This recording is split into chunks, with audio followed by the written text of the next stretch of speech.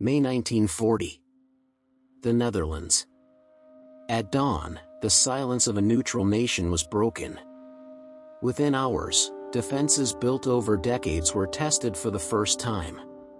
By nightfall, the line meant to hold was already collapsing. In early 1940, the Netherlands stood at the edge of a war it hoped to avoid. Europe was already burning. Poland had fallen. Denmark and Norway were under pressure. Yet the Dutch government still clung to neutrality, a policy that had spared the country during the First World War. The belief was simple. Geography, diplomacy, and carefully prepared defenses would keep the war at bay. Those defenses centered on water and concrete.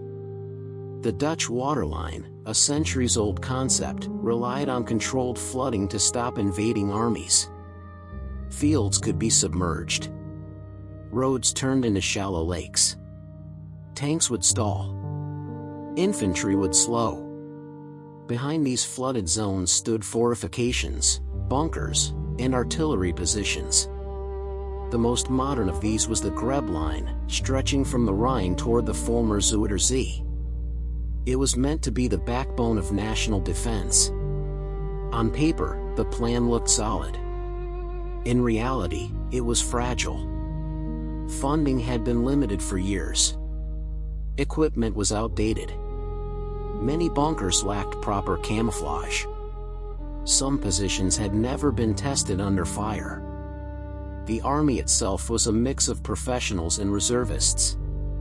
Many soldiers had been called up only months earlier. Training was rushed. Coordination between units was inconsistent. There were also assumptions. German forces were expected to move slowly. Airborne operations were considered unlikely. The possibility of deep penetration behind the lines was underestimated. Intelligence warnings existed, but they were often vague or dismissed as pressure tactics rather than imminent threats. By the first days of May, tension was visible everywhere. Bridges were guarded. Soldiers slept in uniform. Anti-aircraft guns scanned empty skies. Still, daily life continued. Trams ran. Shops opened. The war felt close, but not present. Commanders reviewed maps and orders. The Grebbe Line was to hold long enough for diplomatic pressure or Allied support to change the situation. Every hour mattered. Every delay was considered a success. But the defense depended on timing. Flooding had to be precise. Units had to hold exact positions. Communication had to work without interruption. If one section failed, the entire line could be compromised. On the evening of May 9th, reports increased. Aircraft noise. Unusual troop movements across the border. Radio traffic intensified. Orders were repeated. No one slept much that night. Just before dawn, the waiting ended. On May 10, 1940, the German attack began without a formal declaration of war. Aircraft crossed Dutch airspace in waves. Paratroopers descended near key bridges and airfields. Bombs struck military targets and infrastructure. Communication lines were cut almost immediately. The Dutch defense plan unraveled faster than expected. Airborne troops seized crossings that were supposed to be destroyed. Some demolition charges failed. Others were never activated in time. German units moved rapidly, bypassing strongpoints instead of confronting them directly. At the Grebbe Line, the situation grew tense by the hour. German artillery began probing fire. Reconnaissance units tested weak points. Dutch soldiers stayed in their bunkers, listening to shells hit earth and concrete. Orders came through field telephones, then stopped. Wires were cut. Radios were scarce. Confusion spread.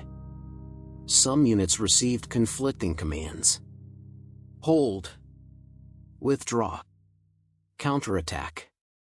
In several sectors, officers had to decide without guidance. Ammunition was limited. Reinforcements were delayed or lost on damaged roads. German forces exploited every weakness. Smoke was used to blind defenders. Small assault groups infiltrated between positions. At times, Dutch troops did not know if neighboring bunkers were still occupied. Silence became threatening. Air support played a decisive role. Stuka dive bombers attacked known positions with precision. The psychological effect was severe.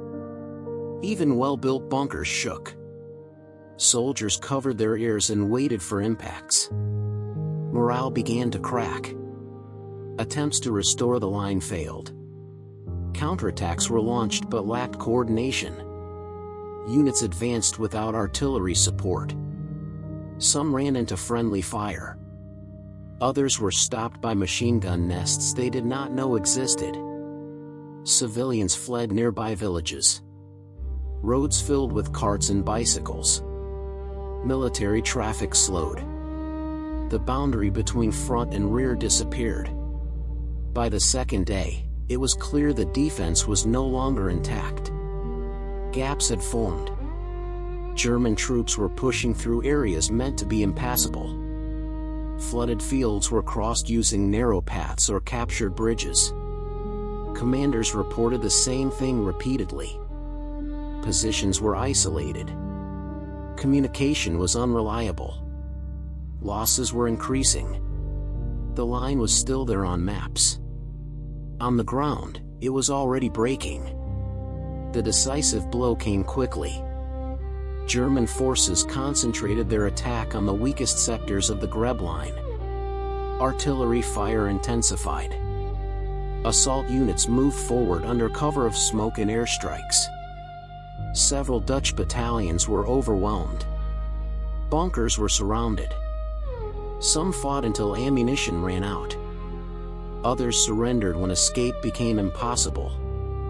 Casualties mounted on both sides, but the defenders had no reserves left to deploy. One critical position fell, then another. The collapse was uneven but unstoppable. Once the line was breached, German troops poured through. The defense no longer functioned as a system. It became a series of isolated fights. Orders to withdraw came too late for many. Retreat routes were under fire. Some units dissolved in the chaos. Weapons were abandoned. Wounded soldiers were left behind in field hospitals that soon fell into enemy hands. The fall of the Grebbe Line opened the heart of the country. There was no second barrier strong enough to stop the advance. The psychological impact was immediate. Confidence in national defense evaporated. Within days, the situation became hopeless. Rotterdam was bombed. The threat of further destruction forced a decision. On May 15, 1940, the Netherlands surrendered. The defense had failed. Not because of a lack of courage, but because preparation, timing, and assumptions collapsed under modern warfare. The line that was meant to hold became a symbol of sudden defeat. After the surrender, the front disappeared almost overnight. No guns fired. No orders were shouted. The land returned to silence faster than anyone expected. Along the former defensive line, soldiers gathered what they could carry. Rifles were stacked. Ammunition was dumped into pits or taken away by the victors. Wounded men were moved slowly, some on carts, some on improvised stretchers. Others remained where they had fallen. There was no time to count everyone. There was no clear record of who had held which position until the end. Villages near the Grebbe Line emptied, then filled again.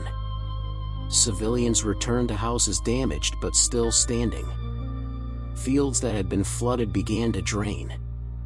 Water retreated. Mud remained. Trenches collapsed into shallow scars. The landscape erased the fighting with quiet efficiency. For the men who survived, The defeat was difficult to explain. They had followed orders. They had waited in bunkers. They had held their ground as long as they could. Yet the defense they trusted had failed them. Not in one dramatic moment, but through small breakdowns. A wire cut too early. A bridge taken intact. An order that never arrived. Official reports were written. Maps were updated. Responsibility was discussed behind closed doors. But the story did not last long in public memory. Larger events pushed it aside. The fall of France. The occupation. The years that followed. The Grebbe Line became a footnote. Not a legend. Not a warning. Just a location on old maps. Concrete bunkers remained scattered across fields and forests. Some were dismantled. Others were buried. A few were repurposed as storage or shelters. Children played near them without knowing what they were. Farmers plowed around them. Moss grew over sharp edges. Time softened what steel and fire had broken. The names of many who fought there faded from public attention. Some were recorded on local memorials. Some were never properly documented. Letters were lost. Photographs disappeared into drawers. Families remembered, then stopped speaking about it. History moved forward. Memory did not always follow. What happened in May 1940 did not fit a heroic narrative. There was no last stand that changed the course of the war. No decisive victory or symbolic sacrifice. There was only a defense that was planned, tested, and found insufficient. That is often how failure survives in history. Briefly. Quietly. Then not at all. The places where the defense collapsed still exist. Roads cross them. Trees grow where soldiers once waited for orders. The ground holds what it was given and reveals nothing unless someone looks closely. This was the day the defense failed. Not because the men were weak. Not because they refused to fight. But because modern war moved faster than the plans meant to stop it. And when it was over, silence settled in. Silence over the fields. Silence in the bunkers. Silence in memory. What remains is not the noise of battle. It is the absence it left behind. These stories are rarely told. Subscribe if you want to hear the next one.